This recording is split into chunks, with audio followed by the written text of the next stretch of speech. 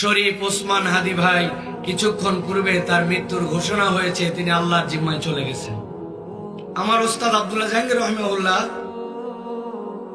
দুনিয়ার থেকে চলে যাওয়ার পরে এরপরে কারো জন্য দিলের মধ্যে এরকম টান হয়েছে, কাউকে দিল থেকে এরকম ভালোবাসার দাবি তার প্রতি আসছে, এটা খুব রেয়ার।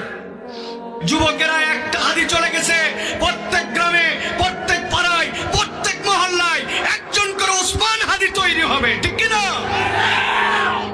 আমি একটু ব্যক্তিগতভাবে মর্মাহত।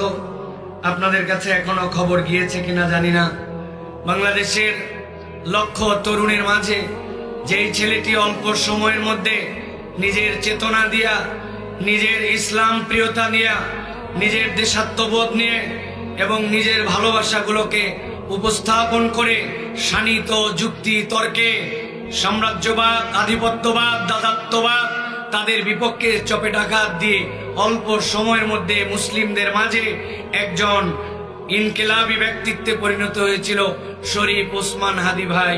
কিছুক্ষণ পূর্বে তার মৃত্যুর ঘোষণা হয়েছে, তিনি আল্লাহর জিম্মায় চলে গেছেন।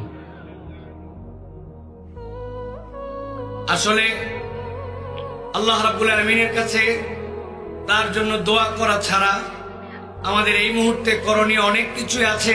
তবে প্রাইমারিলি আমরা আল্লাহর কাছে দোয়া করি, আল্লাহ রাব্বুল আলামিন যেন ওসমান হাদির ভুল ভ্রান্তি মাফ করে তাকে জান্নাতুল ফেরদাউসের মেহমান হিসেবে কবুল করে নেন।